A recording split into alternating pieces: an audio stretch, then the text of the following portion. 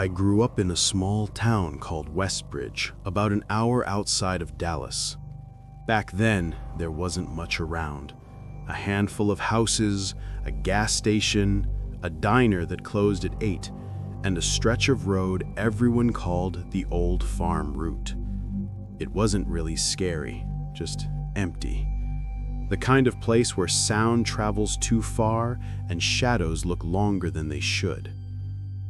This happened a few years ago when I was driving home from a friend's birthday party late one night. It was close to midnight and I was dead tired. The quickest way home was the back route through the farmland, a 2-lane road with no streetlights and barely any traffic. About halfway through, I saw headlights behind me, far back but steady. At first, I didn't think much of it, but after a few minutes, I realized the car was matching my speed exactly. Every time I slowed a little, it slowed too. I took a few deep breaths, trying to convince myself it was just someone heading the same way. Then I noticed something strange. The car's headlights were flickering, not like a mechanical issue, but almost in a rhythm. 2 short blinks, pause. 2 short blinks again. After the 3rd time, I started to get uneasy. I took the next turn, a narrow gravel road that cut between 2 cornfields. I figured if the driver wasn't following me, they'd keep going straight. They didn't. The headlights turned too. At that point, I could feel my pulse in my ears. I sped up, gravel kicking up behind me, but the other car kept its distance, never getting closer, never falling back, just following. I drove for another few minutes until I saw something I didn't remember. An old wooden sign on the road that read, "Beaumont Property, Private." I didn't recognize the name, but I saw what looked like a long dirt driveway cutting into the woods. I figured it was my best chance to lose whoever was behind me. I turned sharply into the driveway, drove a few hundred feet in, and killed my headlights. The car behind me slowed down when it reached the turn. It stopped right at the entrance. I held my breath. For about 30 seconds, nothing happened. Then, the headlights blinked again, twice, before turning off completely. Now, we were both sitting there in the dark, engines idling maybe 50 yards apart. After a minute, I couldn't take it anymore. I put my car in reverse, planning to back out slowly and just get to the main road. But when I turned my head to look behind me, something caught my eye, through the trees, deeper down the dirt path. There was another car, parked, old and rusted, its doors open, the windshield shattered. I don't know why, but that image froze me. Something in my brain said, "Don't move." Then out of nowhere, the car behind me turned its headlights back on, and I could see, faintly, the silhouette of someone standing next to it. Not in the driver's seat. Standing. They were tall and still, just watching me through the light. I threw my car into drive and floored it, swerving back onto the road so hard I nearly lost control. When I looked back, the headlights were gone. No one followed me after that. I didn't stop driving until I reached the gas station near town. When I told my dad the next morning, he got quiet. Then he said something I'll never forget. That driveway used to lead to the old Beaumont farm. The owner vanished back in the 90s. Police found his car there weeks later, engine still running, doors open. I never drove that road again. Sometimes, when I take the highway at night, I still glance in my mirrors, and once in a while, I swear I see 2 quick flashes of light behind me.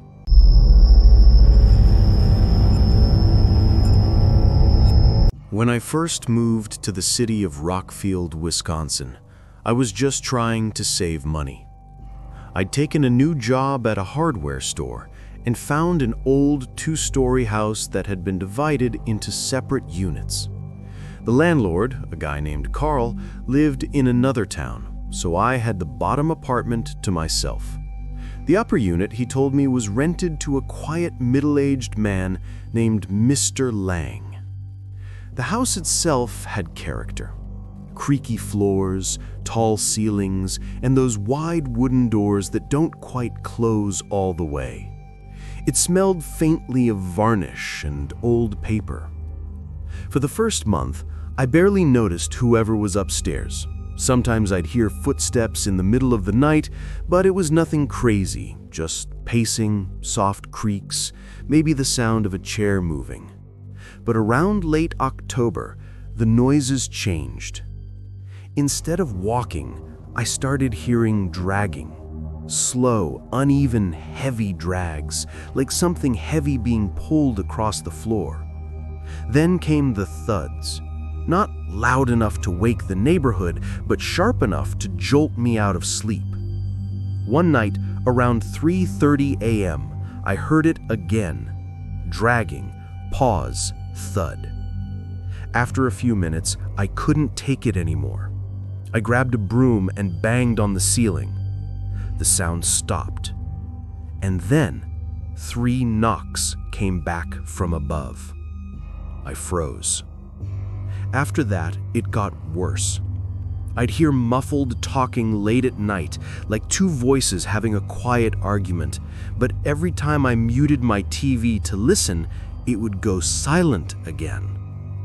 I finally texted Carl, the landlord, asking if he could check with Mr. Lang about the noise. His reply came a few minutes later. "There's no one living upstairs. Mr. Lang moved out in July." I called him immediately. "That can't be right," I said. "There's someone up there every night." Carl sighed. "Kid, that unit's empty. I haven't found a new renter yet, but if you're hearing something, I'll come by tomorrow and take a look." He arrived the next afternoon with the keys. The upstairs door had 2 locks, both of which looked brand new. He unlocked them, pushed the door open, and a wave of cold air hit us. The apartment looked abandoned, dust everywhere, curtains drawn, air stale. But in the middle of the living room were fresh footprints, bare feet. They led from the center of the room to the wall and then stopped. Carl didn't say anything for a while. Then he quietly said, "I'll have the locks changed again." That night I couldn't sleep. I kept thinking about those footprints. Who had been up there? How did they get in if both locks were secure? Around 2 a.m., I woke to a faint creak, then another, then breathing. It was soft, slow, directly above me, like someone lying flat on the floor right where my bed was. I stared up at the ceiling, holding my breath, trying to convince myself it was the pipes or my imagination. Then I heard whispering. Just 2 words stretched out, barely audible through the floorboards. "Don't move." I bolted upright, grabbed my phone, and ran out of the apartment barefoot. I sat in my car until sunrise. Carl met me the next morning with the maintenance guy. They went through the upstairs unit again. No footprints, no signs of entry. But a few weeks later, I got a call from Carl. He sounded shaken. He told me that while inspecting the attic crawl space above the upstairs unit, they found old blankets, empty water bottles, and several Polaroid photos scattered in the dust. All of them were of people who'd lived in the house over the years. The last few photos were of me. One showed me sleeping, the other standing at the kitchen window, taken from outside. I moved out the next day, And sometimes, when I wake up in the middle of the night in my new apartment, I swear I hear it again. That slow drag across the ceiling.